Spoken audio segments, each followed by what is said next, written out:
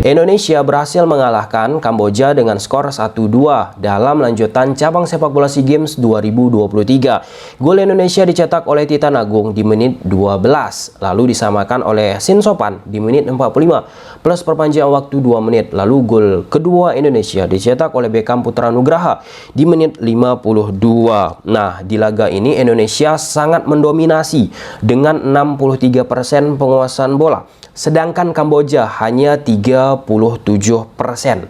Penguasaan bola yang banyak dilakukan oleh Indonesia menghasilkan 10 kali on target tendangan ke gawang, tapi hanya mampu ciptakan 2 gol. Sedangkan Kamboja 3 kali on target yang mereka lakukan tercipta 1 gol. Sebenarnya ada 1 peluang emas lagi dimiliki oleh Kamboja di depan gawang timnas Indonesia dari kesalahan passing yang dilakukan oleh pemain timnas Indonesia. Namun, efektivitas keklinisan di depan gawang membuat Keisuke Honda pun geleng-geleng kepala melihat pemain-pemain Kamboja.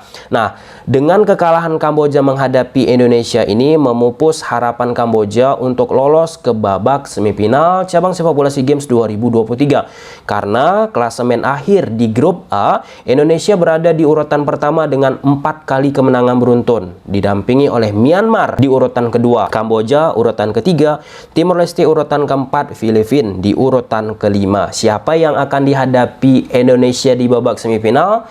Tentu hasilnya kita tunggu besok, karena di grup B pertandingan baru akan dimulai esok hari. Apakah akan menghadapi Thailand, apakah akan menghadapi Vietnam? Kita tunggu saja.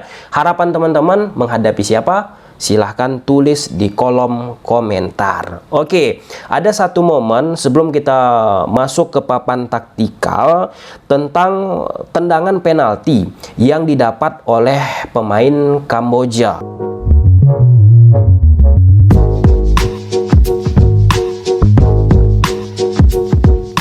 Terdapat tepisan yang dilakukan oleh kiper timnas Indonesia, Adi Satrio. Lalu pemain Kamboja yang melakukan tendangan penalti pertama memanfaatkan rebound tersebut lagi untuk melakukan tendangan. Apakah di momen tersebut diperbolehkan berdasarkan law of the game? Tentu boleh untuk dilakukan tendangan karena telah terjadi sentuhan dari siapa? Dari tepisan penjaga gawang. Dalam momen tersebut Adi Satrio. Sesuai aturan law of the game tentang tendangan penalti, seorang penendang atau pemain tidak boleh menyentuh atau memainkan bola untuk kedua kalinya sebelum disentuh atau dimainkan oleh pemain lain.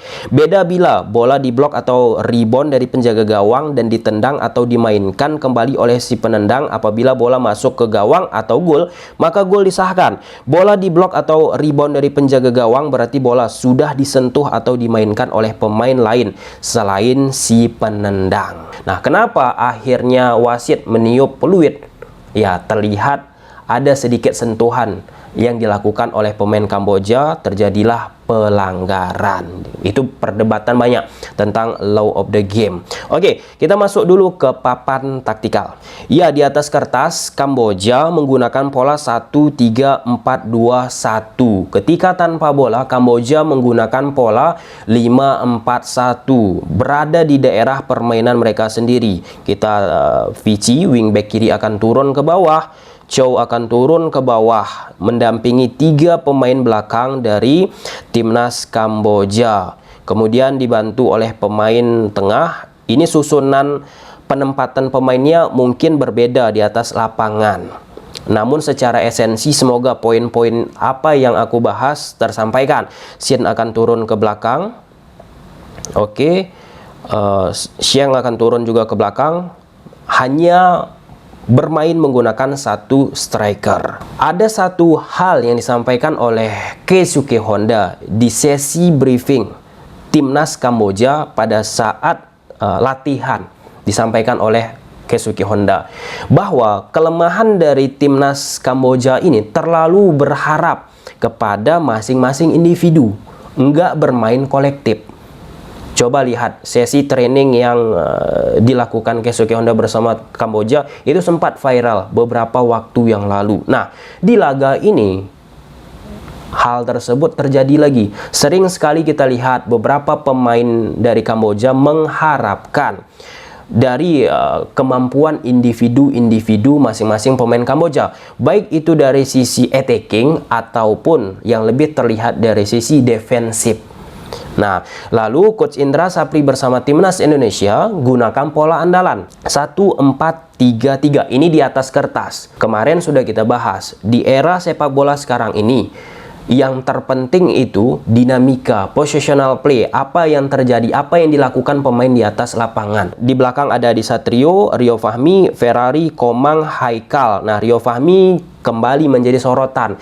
Kalau misalnya sering teman-teman nonton Persija, ini bukan sesuatu hal yang baru bagi Rio Fahmi. Ya gitu yang dihadapi Rio Fahmi ketika bersama Persija di beberapa pertandingan on form, namun di beberapa pertandingan yang secara intensitas attackingnya berbahaya, Rio Fahmi lebih bermain hati-hati. Aku bukan katakan jelek, ini tipikal ya seorang Rio Fahmi.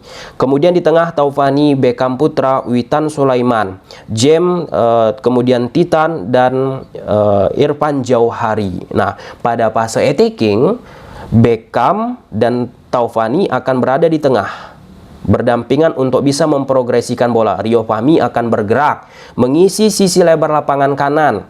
Haikal akan bergerak mengisi posisi lebar lapangan sebelah kiri. Irfan, James Schroyer ini akan bermain di koridor half space. Witan Sulaiman ini pun esensinya ia bergerak membantu lini depan dari timnas Indonesia. Ferrari akan naik, Komang akan naik.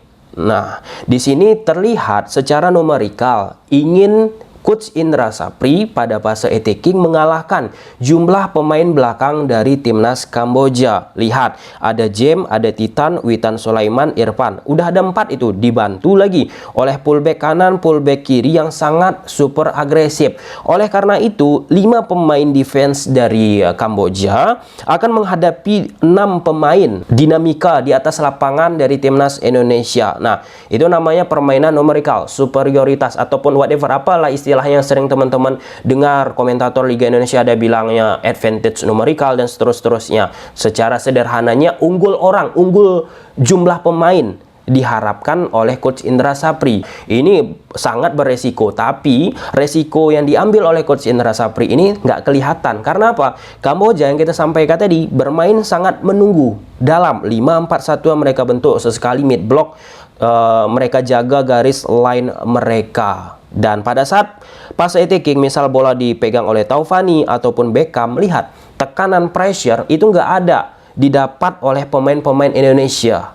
Jadi nggak ada kepanikan, meskipun kita harus akui di laga ini spot jantung kita dibuat oleh pemain-pemain timnas Indonesia. 4 laga yang dihadapi oleh Indonesia, rata-rata intensitas pressing yang dimiliki oleh lawan yang dihadapi oleh Indonesia nggak begitu istimewa. Kita tahu apa problem dari timnas Indonesia kita. Kalau di pressing biasanya panik. Kalau udah panik, passing-passing bola pun nggak akan sempurna. Nah, dengan shape attacking seperti ini terus direpetisi bentuk penyerangan dari timnas Indonesia. Kadang sedikit flat, kadang sedikit monoton arah permainannya, nggak ada variasi. Itu kan sering kita lihat di laga ini. Bahkan kalau kita lihat komentator beberapa reaction yang ada di Indonesia sampai ngantuk dia bilang ya, dan seterusnya. Artinya ada something wrong yang dimiliki oleh pemain timnas Indonesia juga. Dari apa? Dari sisi kreativitas. Beckham yang terlalu ke dalam membantu Taufani ini pun sebenarnya menjadi salah satu, bisa kita katakan,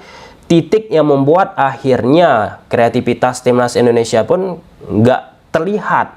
Karena identiknya Beckham biasanya bersama Persib Bandung lebih dekat ke gawang lawan, ini lebih bermain ke tengah. Nah, memang ketika ditempatkan pun Taufani dari sisi progresi bola ke depan nggak secair, nggak sepeluit Dewangga. Artinya kenapa Beckham sama Taufani ini diletak di tengah? 1, mengantisipasi counter attack. 2, membantu progresi bola yang dimiliki oleh Taufani. Lalu poin kedua, ada satu set play yang kalau kita lihat dari pertandingan pertama sampai pertandingan ini yang udah kita bahas dari setiap video di kanal YouTube ini teman-teman, yang direpetisi, diulang-ulangi oleh Coach Indra Sapri. Apa itu?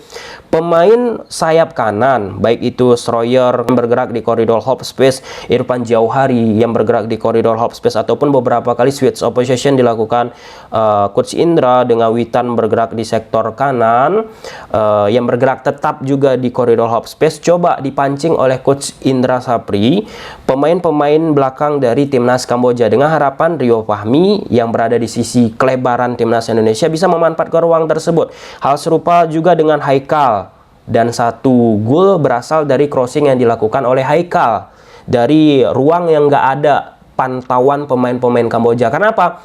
Pemain depan timnas Indonesia berhasil menarik pemain dari timnas Kamboja. Itu salah satu hal yang udah kita bahas dilakukan oleh Coach Indra Sapri. Permainan umpan-umpan diagonal, memanfaatkan sisi lebar lapangan sebelah kiri ataupun kanan teman-teman, itu coba dimanfaatkan oleh Coach Indra Sapri. Kuncinya tadi itu, kalau ingin memanfaatkan hal tersebut yang berada di koridor half space, striker ataupun winger-winger dari timnas Indonesia kita ini harus fluid dari pergerakan tanpa bolanya. Nah, di babak kedua Bagas dimasukkan dari sisi intensitas tusukan lebih oke lah ya, lebih proper dimiliki oleh Bagas. Oke, ini menjadi salah satu laga yang banyak sekali PR timnas Indonesia, deg-degan jelas, dan ajang pembuktian bagi pemain-pemain kita saat menghadapi tim-tim yang setara ataupun selevel, bahkan ya mungkin sedikit dari timnas Indonesia, bagaimana mentalnya. Itu akan diuji, apakah semendominasi ini, apakah setenang ini, walaupun ada loh di laga ini pemain kita nggak tenang, buat kita debar-debar. Oke lah, mungkin sampai sini aja dulu teman-teman videonya. Semoga teman-teman suka. Bye.